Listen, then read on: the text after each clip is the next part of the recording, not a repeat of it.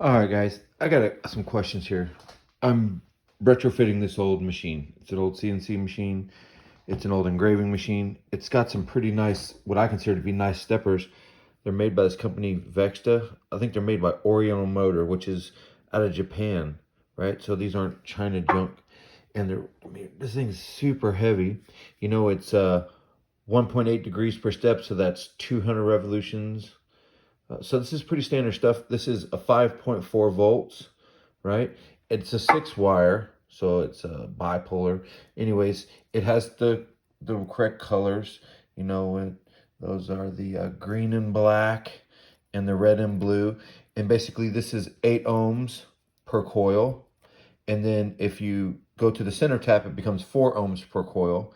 And this thing, I know it's not got weird bearings, and it's actually generating current on the TinyG. I don't know if you know this, with the turned off, since a motor is a generator and a generator is a motor, depending on if you apply voltage or you apply, manual rotation to the motor. You'll see that if you look at the TinyG board, if I rotate this right here in both directions, so that's clockwise, you can see it's generating voltage. So that's one of the windings, I believe. And then if you go counterclockwise, you see it's generating voltage. So I know that this is hooked up, and it's the coils are creating power. Same with the Y motor. You can even hear it try to connect.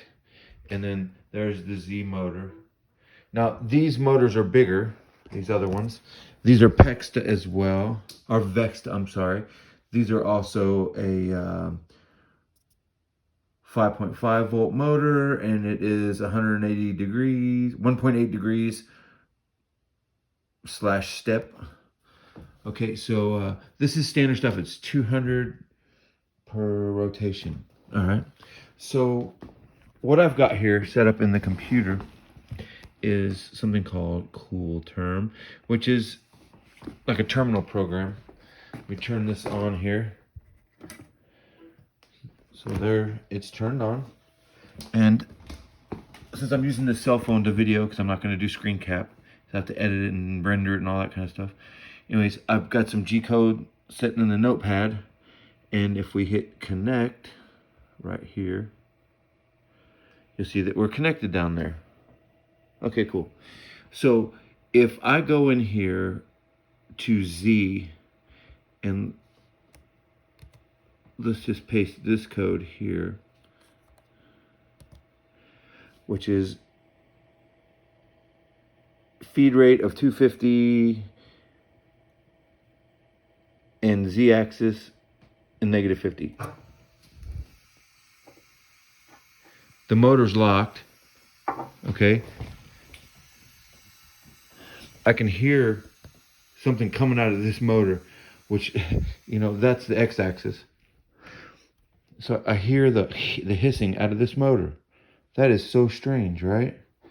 But anyways, with even these motors unhooked, this would just lock, but it would never rotate. I mean, you can see its voltage on there. So if we go the other way on Z, let's see here.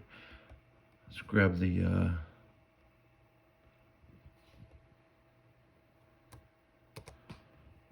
so you think you might need to turn the current up, right?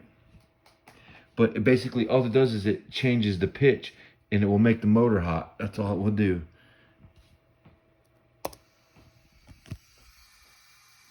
So I know this motor's engaged because the shaft is locked. Like if you got two of the wires crossed. And I can definitely hear hissing coming from this motor. Why would there be any voltage going to this motor? Oh, it locks it. Okay. Okay, that's what it's doing. It's locking these two axes. Okay, so that's cool. But why won't this motor turn? I don't know why. Do I need to take the motor apart? So let's see here. Let's do the X axis.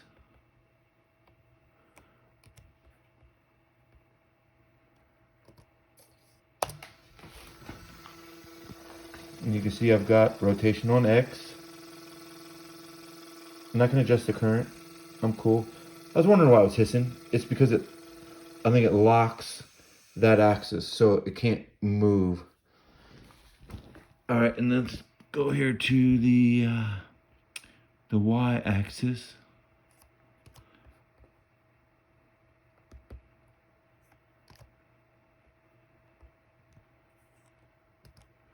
Oh, come on. I appreciate you guys being patient here. Okay. And there is y-axis. Locked. Oh, look at this. Z was spinning with that. That is so strange. Okay. Let's do that again. We got to go the other directions here. That's the first time I've seen Z spin. Control C. So you got to go the opposite way on this Y here. Control V. So this is saying for the Y axis, go 50 the other way. Okay, so here's this one. And look at Z spinning. This is so bizarre, right? So here was I thought my problem was at the beginning was I tried to use the original ribbon cable because at the back here it's got all the limit switches, everything was pinned out to this board, right? It'll finish its thing and stop. But at least I know the motor's not burned up, but I don't know why this is going wrong. Maybe it's not mapped correctly.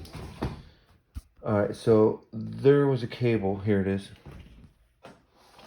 So it's just a ribbon cable. And what I did is I mapped them all out. So I get my limit switches and all of the wires that I need to control this machine. And I was going to go right into this chassis box which had a whole bunch of old computer crap, remember? So I 3D printed them out for my board. And so I thought maybe I was having a problem with that ribbon cable. Maybe I got the pinouts wrong. So I said, you know what? I'm just going to wire each motor independently with its own set of wires. I only had black wire.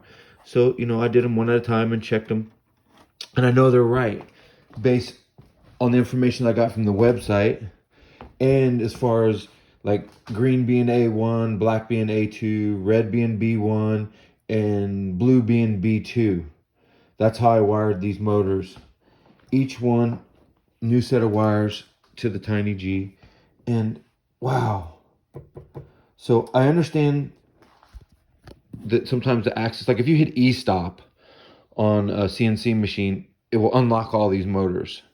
When you're cutting, right? So say if you're going to go up in Z or down in Z or you're moving X, it will lock whatever it's in place. So I think it adds enough current just to hold it or shorts it or does something to keep the phases from rotating so it will stay in place. And then when it needs it, it applies the current to the which polarity it needs to move it back and forth.